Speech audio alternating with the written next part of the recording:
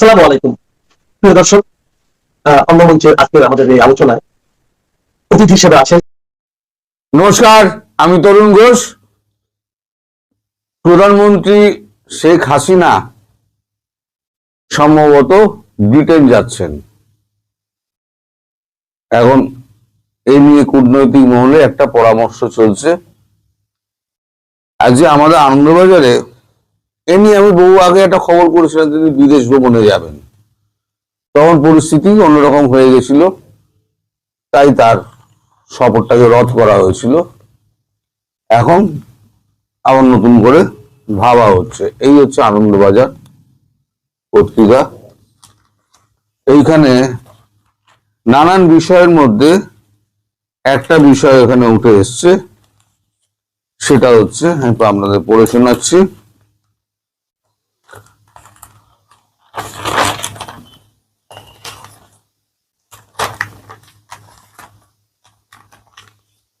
মাফ করবে, দেরি হচ্ছে।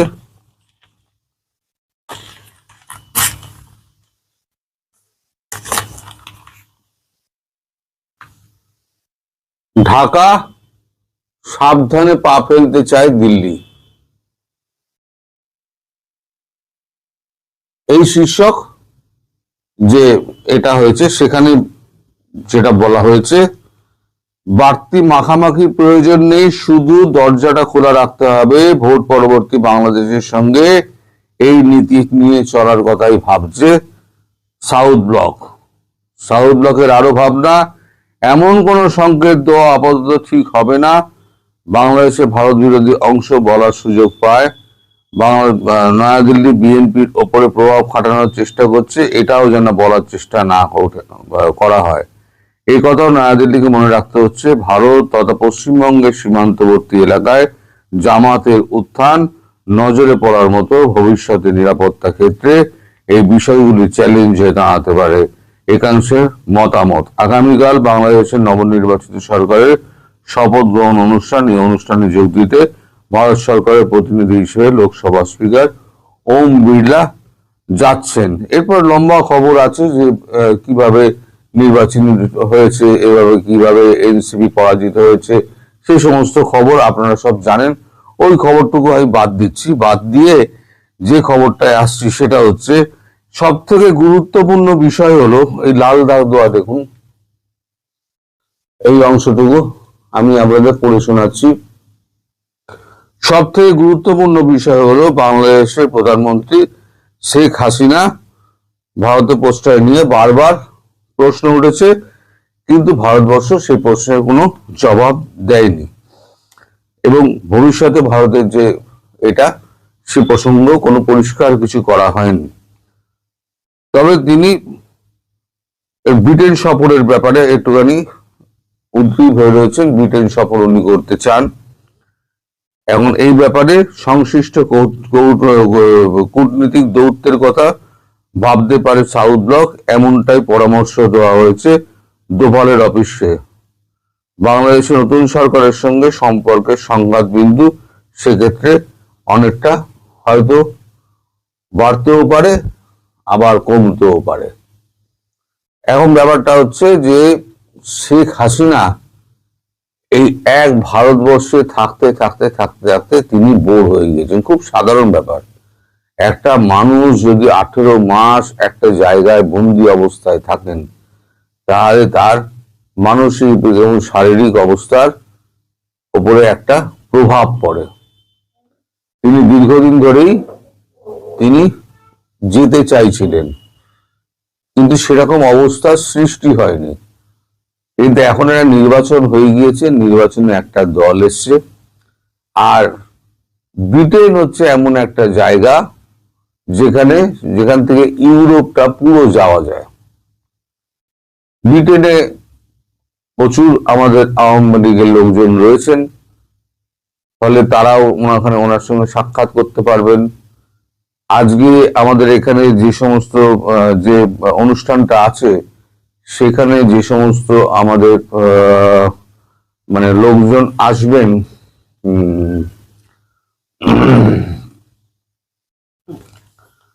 বলা হচ্ছে আজ রাজধানীর বিশ্বকে ডাক, এই হেডিংটাও আপনারা দেখুন। বিশ্বকে ডাক মোদির। আমি প্রত্যেকটা খবরের কাগজ খুলে খুলে আপনাকে দেখাচ্ছি। বিশ্বকে ডাক মোদির। সেখানে কি লেখা হচ্ছে, আজ রাজধানীর ভারতে মন্ডপমে 5 দিনের কৃত্রিম মেধা ইম্প্যাক্ট সামিটের উদ্বোধন করে প্রধানমন্ত্রী নরেন্দ্র মোদী গোটা বিশ্বকে ভারতের মঞ্চে আহ্বান জানালেন। বললেন, এআই নিয়ে আলোচনা করতে আজ হাজির গোটা বিশ্ব। ভারত আয়োজন করছে এই সম্মেলনে আমি অভিবাদন স্বাগত জানাচ্ছি সারা বিশ্বের শিল্প নেতা, প্রযুক্তিবিদ, উদ্ভাবক, নীতি নির্ধারক, গবেষকদের। তাদের কথা, সম্মেলনের বিষয়বস্তু সর্বজন হিতে কাজ করবে, অর্থাৎ সকলের ভালোর জন্য এই অনুষ্ঠান। আসলে এআই কে মানুষের উন্নতির ব্যবহারের দিকে নিয়ে যাওয়া হচ্ছে। সম্মেলনে যোগ দিচ্ছে 65 দেশ। দিল্লির বুকে এটা ব্যস্ততম সময়। G20 ঘিরে তোড়জোড় আগেই শুরু হয়েছে। Australia, Japan, Russia, Britain, France, Germany, Italy, Netherland, Switzerland, Serbia, Estonia, Tanzania এবং আফ্রিকার প্রতিনিধিরা যোগ দিয়েছেন। আনুমানিক দৈনিক প্রায় 2.5 লক্ষ দর্শক আসবেন। এছাড়া ভুটানের প্রধানমন্ত্রী শেরিং তোরগে, শ্রীলঙ্কার প্রেসিডেন্ট অনুরা কুমার দিশানায়কে, গ্রিসের প্রধানমন্ত্রী কিরিয়াকোস মিৎসোতাকিস যোগ দিচ্ছেন। এখন এই যে বিশ্ব নেতারা আসছেন না, এই বিশ্ব নেতাদের সঙ্গে একটা আলোচনা চলবে।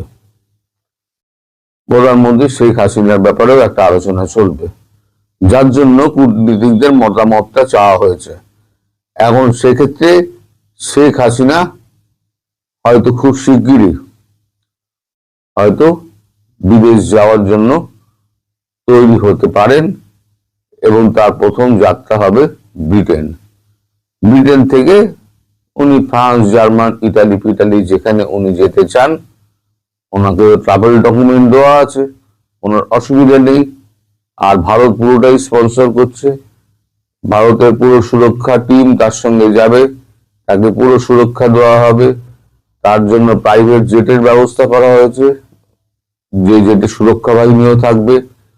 এবং যে সমস্ত দেশগুলোর ওপর দিয়ে উনি যাবেন, সেই দেশের সঙ্গে কথা বলা হয়েছে তারা যেন তাদের ফাইটার প্লেন দিয়ে এই ট্রেনকে যাতে পথ দেখিয়ে নিয়ে যায় এবং সুরক্ষার ব্যবস্থা করা হয়।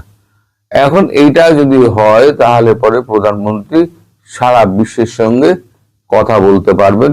যেটা আমি বহু পূর্বে বলেছিলাম, প্রধানমন্ত্রী শেখ হাসিনা বিদেশ সফরে বেরোবেন, তখন নানান কারণে সেটা হয়ে ওঠেনি। তো অনেকেই লিখেছিলেন যে কি হলো বিদেশ সফর সম্পর্কে, আপনি তার কিছু বললেন না। তখন ব্যাপারটা হচ্ছে, পুরোটাই হচ্ছে কূটনৈতিক ব্যাপার। কূটনীতিতে কখন কোনটা আগে আসে, কখন কোনটা পিছনে যায়, এ তো আমরা বলতে পারবো না। ফলে এখন পরিবেশ পরিস্থিতি এবং সমগ্র ব্যাপারটা পাল্টে গেছে। এখন এই পরিবর্তিত পরিস্থিতিতে এখন শেখ হাসিনাকে যদি পাঠানো হয় ওনাকে নিরাপত্তা দিয়ে, তাহলে ভারত নিশ্চিন্ত থাকবে এবং প্রত্যেকটা দেশের কূটনীতিদের সঙ্গে এ ব্যাপারে পরামর্শ করে ডেট ফিক্স করে তারপরেই কথা বলা হবে।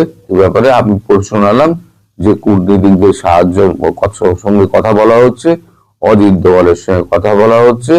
এটাও সত্যি যে 1.5 বছর ধরে উনি একটা জায়গায় বন্দি থেকে উনি মানসিক দিক দিয়ে একটুখানি এই হয়ে গেছেন, কি বলে, অস্বস্তিকর পরিবেশের মধ্যে পড়ে গেছেন।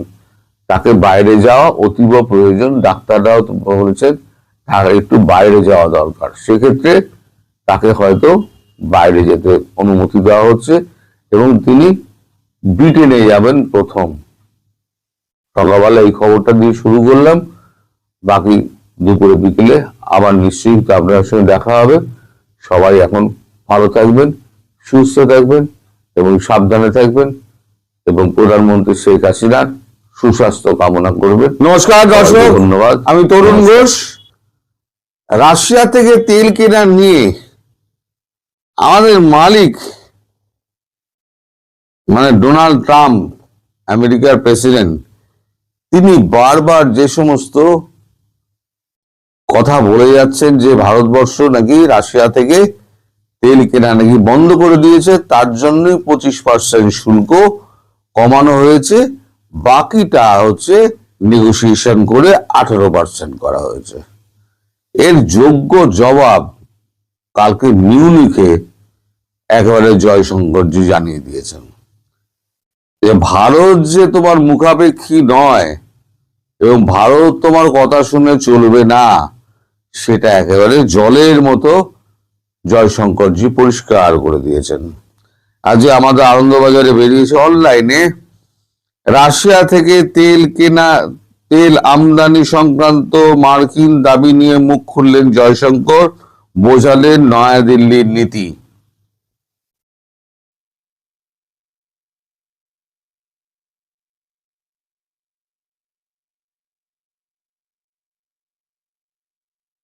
কি লিখছে শুনুন। ভারত আমেরিকা বাণিজ্য সমঝোতা হওয়ার পরই মার্কিন প্রেসিডেন্ট ডোনাল্ড ট্রাম্প ঘোষণা করেছিলেন নয়াদিল্লি রাশিয়ার কাছ থেকে তেল কেনা বন্ধ করে দিয়েছে। সেই কারণে তিনি ভারতীয় পণ্যের উপরে আরোপিত বাড়তি 25% শুল্ক প্রত্যাহার করেছেন। তবে ভারত কি সত্যিই রাশিয়া থেকে পুরোপুরি অপরিশোধিত তেল কেনা বন্ধ করে দিয়েছে? এই ব্যাপারে নরেন্দ্র মোদী সরকার সরাসরি কোনো মন্তব্য করেননি। আর সেই একই প্রশ্নে এবার ভারতের বিদেশমন্ত্রী এস জয়শঙ্কর জোর দিলেন কৌশলগত স্বায়ত্ত শাসনের ওপরে।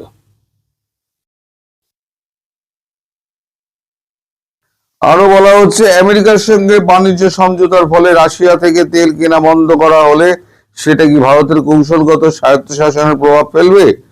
নিরাপত্তা সম্মেলনে যোগ দিতে জয়শঙ্কর বর্তমানে রয়েছেন জার্মানির মিউনিখে। সেখানে তাকে রাশিয়ার তেল এবং ভারতের বিদেশ নীতি সম্পর্কিত প্রশ্ন করা হয়। জয়শঙ্কর এ প্রসঙ্গে বলেন, আমরা কৌশলগত স্বায়ত্তশাসনের প্রতি পুরোপুরি অঙ্গীকারবদ্ধ, কারণ এটা আমাদের ইতিহাস এবং বিবর্তনের সঙ্গে যুক্ত।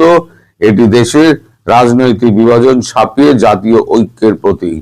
তার মানে আমাদের জাতীয় ঐক্য বজায় রাখতে গেলে যেটা প্রয়োজন সেই অনুযায়ী আমরা স্বায়ত্ত শাসন ভিত্তিতে আমরা কাজ করব, কারোর কথা আমরা মানব না। এই কথাটা মানে অনুল্লেখিত রয়ে গেছে, মানেটা তাই দাঁড়ায়।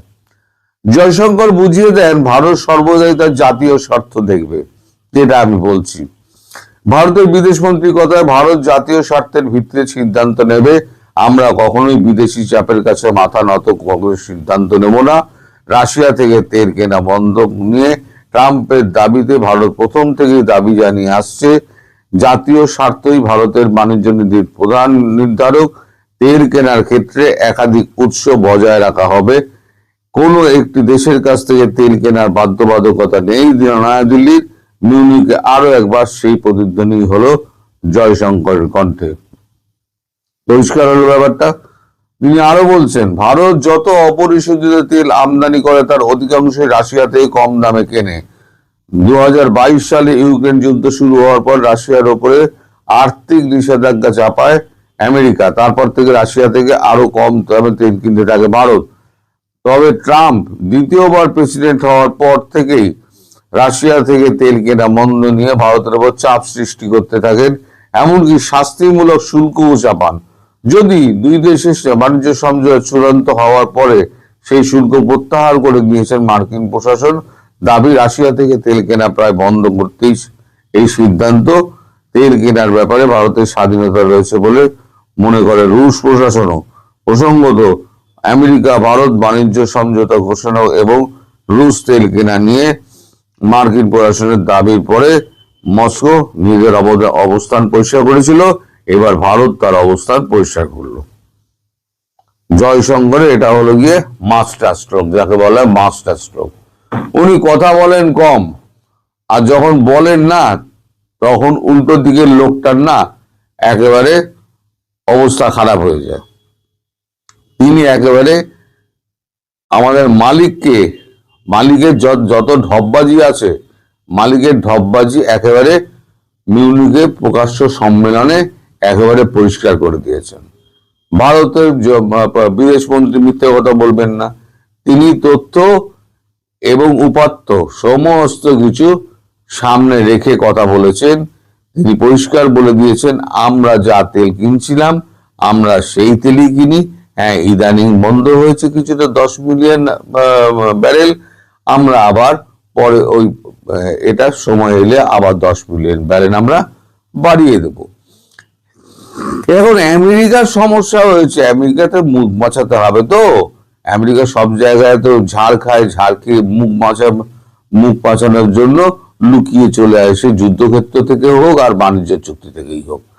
এখন ভারতের সঙ্গে এই যে বাণিজ্য চুক্তির লড়াই করতে গিয়ে আমেরিকার ভেতরে যে অবস্থা হয়েছে, যে মূল্যবৃদ্ধি যে জায়গায় গিয়েছে এবং খাদ্যের সংকট যেভাবে দেখা দিয়েছে, তাতে ভারতের সঙ্গে তাকে সমঝোতা করতে হতোই। ওই যে বলেছি না, নরেন্দ্র মোদী হচ্ছে চুইংগাম, যতক্ষণ মুখের ভেতরে আছে ততক্ষণ মুখের ভেতরে আছে। যদি একবার মুখ থেকে বেরিয়ে দাড়ি গোফে লেগে যায়, তাহলে একবার দাড়ি গোফ ছেড়ে ফেলতে হবে। ডোনাল্ড ট্রাম্পের দাড়ি না থাকলেও অন্য কোনো জায়গায় হয়তো লিমোটমে লেগেছে, সেখান থেকে লোম ছেড়ে ফেলতে হয়েছে তাকে। তারপরে তিনি ওই 25% শুল্কের যে হুমকি, রাশিয়া থেকে তেল কেনা, সেই হুমকি তিনি তুলে করে দিয়েছেন। কিন্তু মুখের কথা একটা বলতে হবে তো, তাই মুখের কথা বলতে গিয়ে তিনি বলে দিয়েছেন যে রাশিয়া থেকে ভারত তেল কেনা বন্ধ করে দিয়েছে। তা আদৌ বন্ধ করেনি, পরিষ্কার হয়ে গেল আপনাদের কাছে যে এটা আমার কথা নয়, এটা জয়শঙ্করের কথা। জয়শঙ্কর যেটা মিউনিকে প্রকাশ্য সম্মেলনে উনি পরিষ্কার বলে দিয়েছেন। এখন ট্রাম্পের দপ্তর থেকে এই ব্যাপারে কোনো বক্তব্য আসেনি। এখন ট্রাম্পের প্রতিনিধি কিন্তু মজার কথা বলে উপস্থিত ছিলেন, মার্কো রুবিও কিন্তু ওখানে উপস্থিত ছিলেন। মার্কো রুবিও এটা শোনার পর, স্টেজে বসে শোনার পর, মার্কো রুবিও কিন্তু একটি বাক্য খরচা করেননি। তার মানে অপমানটা গিলতে হয়েছে মার্কো রুবিওকে। ভারত তাকে সামনে বসিয়ে পুরো একেবারে তার চরিত্রকে পরিষ্কার করে দিয়েছে মার্কিন যুক্তরাষ্ট্রের, যে তোমরা মিথ্যে কথা বলছিলে, ভারত কোনো তেল কেনা বন্ধ করেনি, তোমরা তোমাদের স্বার্থে তোমরা 25% শুল্ক প্রত্যাহার করেছো এবং আর যে 25% ছিল সেই 25%কে 18% নিয়ে এসছো। কিন্তু সেটা নিয়ে এখনো আমাদের কথাবার্তা চলছে, যদিও সেটা এখানে লেখা নেই। আমি আপনাদের বলছি, কথাবার্তা চলছে। আমি যেটা বলেছি 12 থেকে 15%-এর মধ্যে ওই ট্যারিফ এসে নামবে, তারপরে যা হবার হবে। ওই জন্য আমাদের বাণিজ্য মন্ত্রী পীযূষ গোয়েল উনি বলেছেন মার্চ মাসের মিডলে হয়তো এর একটা ফয়সালা হতে পারে। কিন্তু আমি আপনাদের বলে দিচ্ছি, মার্চ মাসের মিডলেও হবে না, আরো পেছাবে। টানতে টানতে টানতে টানতে দড়ি ছিঁড়ে দেবে প্রায়। আমেরিকার দাদাগিরি শেষ হয়ে যাবে। সারা বিশ্ব জুড়ে দাদাগিরি, তো এই দাদাগিরি ভারতের সঙ্গে এবার করেছে, দাদাগিরি এবার বুঝুক। ওদিকে চীনের সঙ্গে দাদাগিরি করতে গিয়ে মুখে একটা ঝামটা খেয়েছে, মুখ ঝামটা খেয়েছে। এবার ভারতের কাছে একেবারে ল্যাংটো করে দিল ভারত। প্রকাশ্যে মার্কিন যুক্তরাষ্ট্রের বিদেশ সচিবকে পাশে স্টেজে বসিয়ে রেখে তার জামা কাপড় খুলে দিল। মার্কিন যুক্তরাষ্ট্রের কোনো কথাবার্তা নেই। যদি দেশের জনগণ যদি খাদ্য না পায়, মূল্য বৃদ্ধি ঘটে, তখন সরকারকে চাপে পড়তে হয়। এটাই হচ্ছে আসল কথা।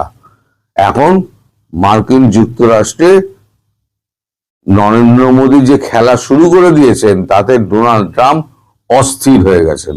ডোনাল্ড ট্রাম্প বুঝতে পারছেন এইভাবেই যদি দীর্ঘদিন চলে, তাহলে এই যে মার্কিন কংগ্রেসের সামনে ভোট আছে না, এই ভোটে আমি কিন্তু পুরো হেরে যাব। হেরে গেলে আমি ইমপিচমেন্ট করব। উনি একটা চেষ্টা করেছিলেন, যে কোনো একটা কিছু ব্যবস্থা করে উনি একটা কোথাও একটা জয় দেখবেন। সোজা কথা, একটা জয় দেখবেন। সে ট্যারিফ নিয়ে হোক, সে যুদ্ধ নিয়ে হোক, সে পিস বোর্ড নিয়ে হোক, ওই ইসরায়েল আর এর মধ্যে হামাসের মধ্যে একটা পিস বোর্ড করে সে পিস বোর্ডেও কেউ যাচ্ছে না। আমি আগের ভিডিওতেও বলেছি পিস বোর্ডে কেউ যাবে না। মানে একবার তো পাকিস্তান নাক বালিয়েছে, মাথাটা কাটা যাবে, নাকটা কাটা যাবে। আর এছাড়া ইউরোপ ইউরোপ ছাড়া দক্ষিণ এশিয়া তারপরে তো ল্যাটিন আমেরিকা অন্যান্য দেশগুলো আছে, কেউ এই পিস বোর্ডের মধ্যে যায়নি। কেন পিস বোর্ডের মধ্যে যাব? ঝামেলা তোমরা লাগিয়েছ। ঝামেলা মেটানোর সময় সারা বিশ্বকে ডেকে বেড়াচ্ছ। তা লাগাতে বলেছিল, সারা বিশ্বকে জিজ্ঞেস করে লাগিয়েছিল ঝামেলা? কে বলেছিল তোমাদের ওখানে ন্যাটো ওখানে একেবারে পৌঁছে দিতে হবে? জেলেনস্কির দেশে ন্যাটোকে পৌঁছে দিতে হবে। রাশিয়া তো বারবার বলেছিল আমার এখানে ন্যাটো এলে পরে আমি মানবো না, আমি আক্রমণ করব। তখন তো খুব টাকা জুগিয়েছিলে ভাই। ইউরোপ কি কম টাকা দিয়েছে? এখন সব বইতে পড়ে সব সাধু হয়ে গিয়েছে ভারতবর্ষের কাছে এসে, এখন হাত পা ধরে এখন কোন রকমের ট্রেড ডিল করে নিজেরা বাঁচার চেষ্টা করছে। আমেরিকা তুই থাক, আমরা চললাম। আমেরিকাকে ভুলে গিয়েছে এখন ইউরোপ। এই হচ্ছে এদের চরিত্র। এদের চরিত্র যত উন্মোচন করবেন তত শান্তি থাকবে, অশান্তি হয়। সবাই ভালো থাকবেন, নমস্কার।